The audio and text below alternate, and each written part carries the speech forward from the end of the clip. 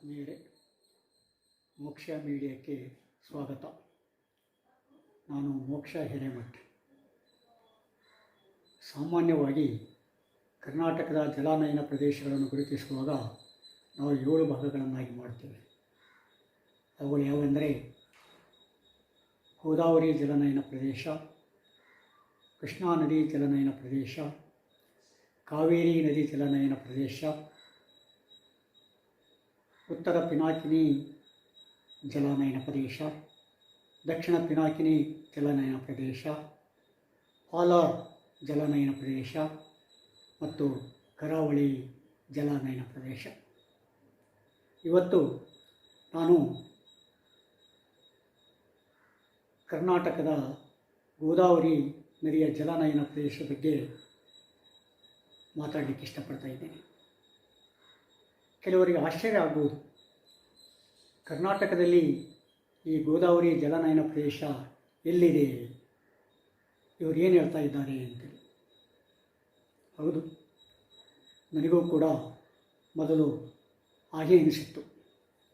ಆದರೆ ನಂತರದಲ್ಲಿ ಕರ್ನಾಟಕದಲ್ಲಿ ಕೂಡ ಗೋದಾವರಿ ಜಲನಯನ ಪ್ರದೇಶ ಇದೆ ಅಂತೇಳಿ ಗೊತ್ತಾಯಿತು. ಸಾಮಾನ್ಯವಾಗಿ ನಾವು ಸಪ್ತ ನದಿಗಳನ್ನು ಹೆಸರಿಸ್ತೀವಿ. ಗಂಗೆ ಚ ಯಮುನೆ ಚೈವ ಗೋದಾವರಿ ಸರಸ್ವತಿ ನರ್ಮದೇ ಸಿಂಧು ಕಾವೇರಿ ಜಲೇಸ್ಮಿನ್ ಸನ್ನಿಧಿಂ ಕುರು ಅಂತೇಳಿ. ಈ 7 ನದಿಗಳಲ್ಲಿ ಗೋದಾವರಿ ನದಿಯು ಕೂಡ ಒಂದು. ಗಂಗೆ, ಯಮುನೆ, ಗೋದಾವರಿ, ಸರಸ್ವತಿ, ಸಿಂಧು, ಕಾವೇರಿ, ನರ್ಮದಾ. ಸಾಮಾನ್ಯವಾಗಿ ಗಂಗೆ ಎಲ್ಲರಿಗೂ ಗೊತ್ತು. ಈ ಗಂಗೆಯ ನಂತರದ ಸ್ಥಾನವನ್ನು ಜಲಾನಯನ ಪ್ರದೇಶಕ್ಕೆ ಅನುಗುಣವಾಗಿ ಗೋದಾವರಿ ತೆಗೆದುಕೊಳ್ತಾ ಇದೆ. ಗೋದಾವರಿ ಭಾರತದಲ್ಲಿಯೇ 4ನೆಯ ಉದ್ದವಾದ ನದಿ. ಮೊದಲನೆಯದು ಸಿಂಧೂ ನದಿ, 2ನೇದು ಬ್ರಹ್ಮಪುತ್ರ, 3ನೇದು ಗಂಗಾ ನದಿ, 4ನೇದು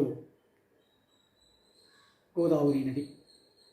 ಆದರೆ ಭಾರತದ ಅತಿ ಹೆಚ್ಚಿನ ಜಲಾನಯನ ಪ್ರದೇಶವನ್ನು ಹೊಂದಿರತಕ್ಕಂಥದ್ರಲ್ಲಿ ಗೋದಾವರಿಗೆ 2ನೇ ಸ್ಥಾನವಿದೆ. ಮೊದಲನೇ ಸ್ಥಾನ ಗಂಗೆಯ ಪಾಲಾದರೆ 2ನೇ ಸ್ಥಾನ ಗೋದಾವರಿದು. ಗೋದಾವರಿ ಸಾಮಾನ್ಯವಾಗಿ ದಕ್ಷಿಣದಲ್ಲಿಯೇ ಹರಿತಾ ಇದೆ. ಈ ಗೋದಾವರಿಯನ್ನು ದಕ್ಷಿಣದ ಗಂಗೆ ಅಂತ ಕೂಡ ಹೇಳ್ತಾರೆ. ಗೋದಾವರಿಯನ್ನು ವೃದ್ಧಗಂಗಾ, ಬೂದಿಗಂಗಾ, ಗೌತಮಿ ಗಂಗಾ ಮತ್ತು ದಕ್ಷಿಣ ಗಂಗಾ ಅಂತೇಳಿ ಕೂಡ ಹೆಸರಿಸ್ತಾರೆ. ಈ ಗೋದಾವರಿ ನದಿ ಉಗಮ ಸ್ಥಾನ ಮಹಾರಾಷ್ಟ್ರದ ಬ್ರಹ್ಮಗಿರಿ ಪರ್ವತಗಳ ಶ್ರೇಣಿಯಲ್ಲಿ. 12 ಜ್ಯೋತಿರ್ಲಿಂಗಗಳಲ್ಲಿ ಒಂದಾಗಿರ್ತಕ್ಕಂಥ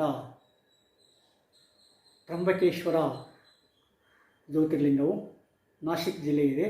ಆ ತ್ರಂಬಕೇಶ್ವರ ಜ್ಯೋತಿರ್ಲಿಂಗಕ್ಕೆ ಸಮೀಪದಲ್ಲಿಯೇ ಈ ಗೋದಾವರಿ ನದಿ ಉಗಮವಾಗ್ತಾ ಇದೆ. ಈ ಗೋದಾವರಿ ನದಿ ಅರೇಬಿಯಾ ಸಮುದ್ರದಿಂದ ಕೇವಲ 80 ಕಿಲೋಮೀಟರ್ ಅಂತರದಲ್ಲಿ ಉಗಮಿಸ್ತದೆ.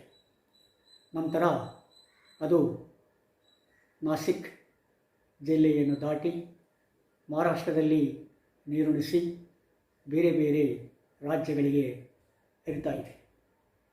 ಗೋದಾವರಿ ನದಿ ಸಾಮಾನ್ಯವಾಗಿ 8 ರಾಜ್ಯಗಳನ್ನು ಆವರಿಸಿದೆ. ಮಹಾರಾಷ್ಟ್ರ, ಆಂಧ್ರ ಪ್ರದೇಶ, ತೆಲಂಗಾಣ, ಮಧ್ಯಪ್ರದೇಶ, ಒರಿಸ್ಸಾ, ಛತ್ತೀಸ್ಗಢ, ಪುದುಚೇರಿ ಮತ್ತು ಕರ್ನಾಟಕ. ಆದರೆ ಈ ಗೋದಾವರಿ ನದಿ ಜಲನಯನ ಪ್ರದೇಶ ಅತಿ ಹೆಚ್ಚು ಒಳಗೊಂಡಿರುವುದು ಮಹಾರಾಷ್ಟ್ರದಲ್ಲಿ, ಆಂಧ್ರದಲ್ಲಿ ಮತ್ತು ತೆಲಂಗಾಣದಲ್ಲಿ. ನಂತರದ ರಾಜ್ಯಗಳಲ್ಲಿ ಸ್ವಲ್ಪ ನದಿ ಹರಿತಾ ಇದೆ. ನಮ್ಮ ಕರ್ನಾಟಕದಲ್ಲಿ ಈ ನದಿಯ ಪಾಲು 4.1%. ಅಂದರೆ ಗೋದಾವರಿ ನದಿಯೇ ಕರ್ನಾಟಕದಲ್ಲಿ ಹರಿದಿದೆಯಾ? ಇಲ್ಲ. ಗೋದಾವರಿ ನದಿಗೆ ಅನೇಕ ಉಪನದಿಗಳಿವೆ. ಆ ಅನೇಕ ಉಪನದಿಗಳು ಎಡಭಾಗದ ಉಪನದಿಗಳು ಮತ್ತು ಬಲಭಾಗದ ಉಪನದಿಗಳಿವೆ. ಎಡಭಾಗದ ಉಪನದಿಯಲ್ಲಿ ಪ್ರಾಣಹಿತ, ಪ್ರವರ ಪ್ರಮುಖ ಉಪನದಿಗಳಾದರೆ, ಬಲಭಾಗದಲ್ಲಿ ಈ ಮಾಂಜ್ರಾ ನದಿಯು ಭಾಳ ಪ್ರಮುಖವಾದ ಉಪನದಿಯಾಗ್ತಾ ಇದೆ. ಈ ಮಾಂಜ್ರಾ ನದಿ ಗೋದಾವರಿ ನದಿಗೆ ಸುಮಾರಾಗಿ 19% ಪಾಲನ್ನು ಒದಗಿಸ್ತಾ ಇದೆ. ಈ ಮಾಂಜ್ರಾ ನದಿ ಅಹಮದಾಬಾದ್ ಜಿಲ್ಲೆಯ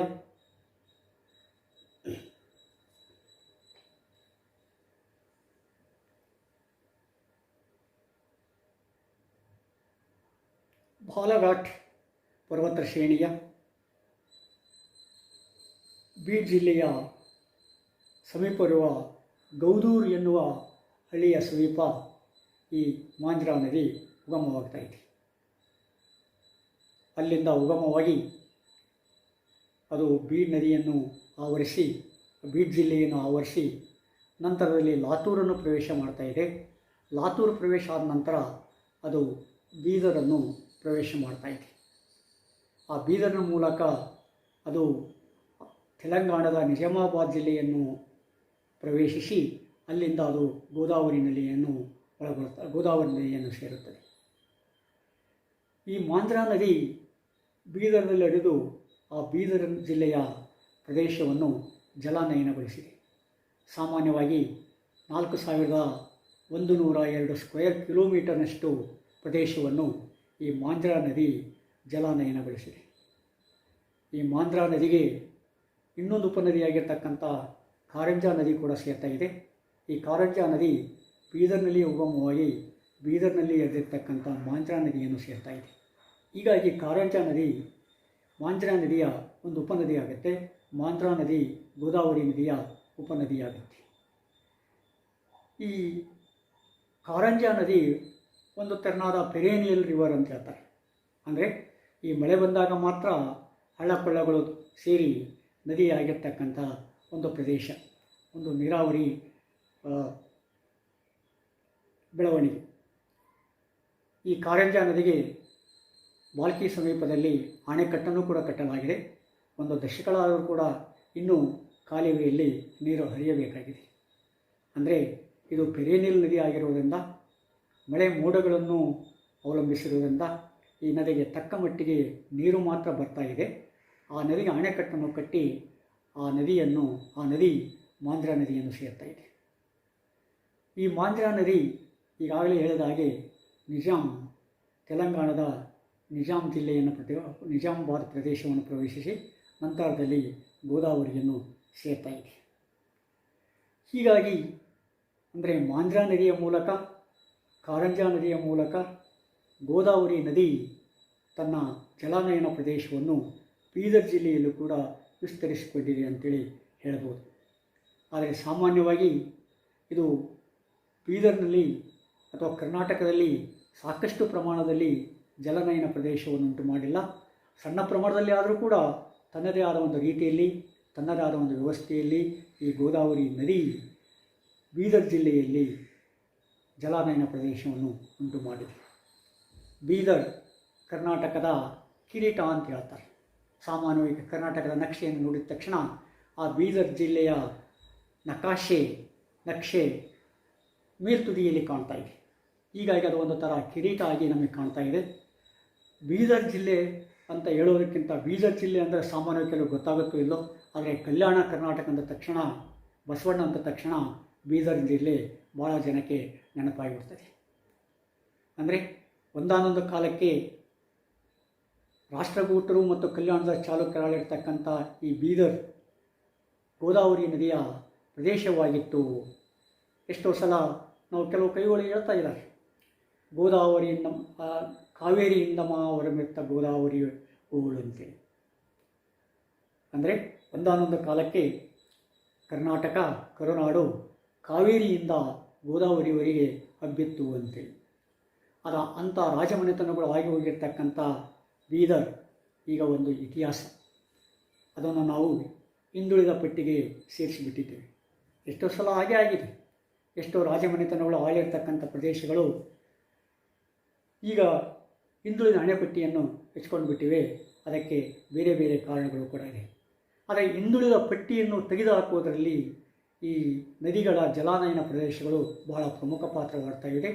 ಈ ನದಿಗಳ ನೀರನ್ನು ಸರಿಯಾದ ರೀತಿಯಲ್ಲಿ ಉಪಯೋಗಿಸಿಕೊಂಡ್ರೆ ನಾವು ಈ ಕೃಷಿಯನ್ನು ಮತ್ತು ಕೃಷಿ ಆಧಾರಿತ ಉದ್ಯಮಿಯನ್ನು ಬೆಳವಣಿಗೆ ಮಾಡಲಿಕ್ಕೆ ಸಾಧ್ಯತೆ ಇದೆ.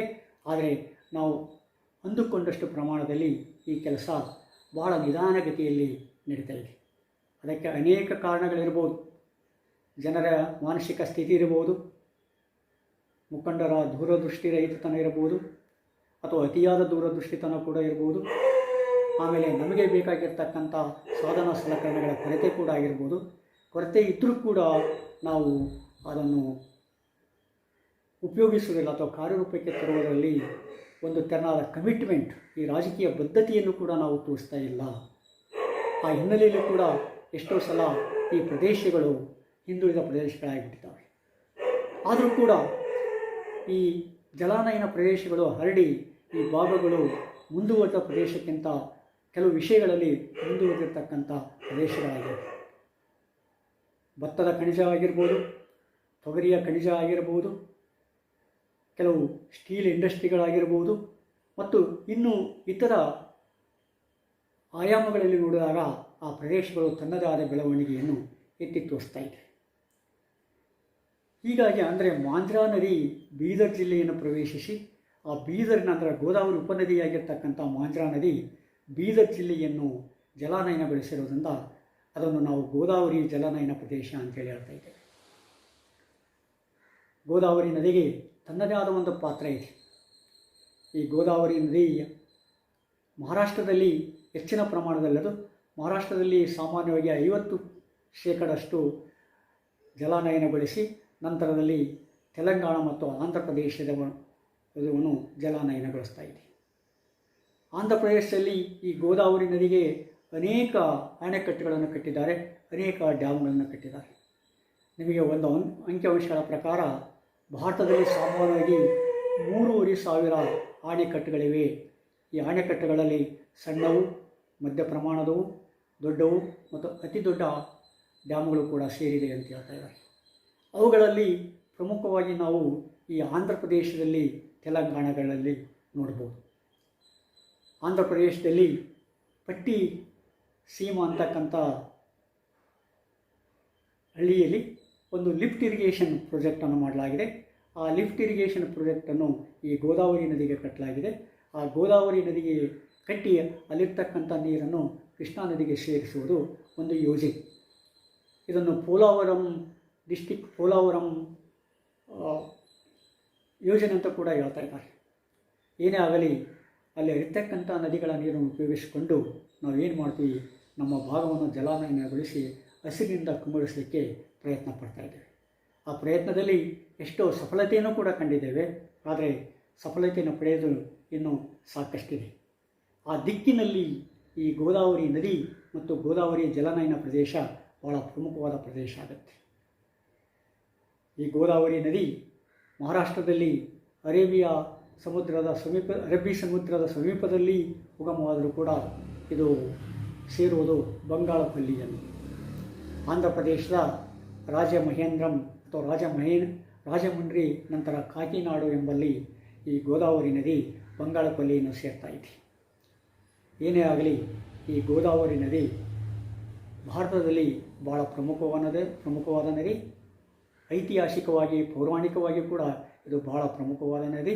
ಈ ಪ್ರಮುಖವಾದ ನದಿಯನ್ನು ನಾವು ಉಪಯೋಗಿಸಿಕೊಂಡು ಅದರ ಸಾಂಸ್ಕೃತಿಕ ಮತ್ತು ಪೌರಾಣಿಕ ಹಿನ್ನೆಲೆಗಳನ್ನು ಮನಸ್ಸಿನಲ್ಲಿಟ್ಟುಕೊಂಡು ಅಭಿವೃದ್ಧಿಪಡಿಸಿದರೆ ನಾವು ಇನ್ನೂ ಹೆಚ್ಚಿನ ಬೆಳವಣಿಗೆಯನ್ನು, ಇನ್ನೂ ಹೆಚ್ಚಿನ ಸಂಸ್ಕೃತಿಯನ್ನು, ಇನ್ನೂ ಹೆಚ್ಚಿನ ಆಧ್ಯಾತ್ಮಿಕತೆಯನ್ನು ಪಡೆಯಲಿಕ್ಕೆ ಸಾಧ್ಯತೆ ಇದೆ ಅಂತೇಳಿ ನನಗೆ ಅನಿಸ್ತಾ ಇದೆ. ಸ್ನೇಹಿತರೆ, ಮತ್ತೆ ಮುಂದಿನ ಕಥಾನಕದಲ್ಲಿ ಭೇಟಿಯಾಗೋಣ. ನಮಸ್ಕಾರ.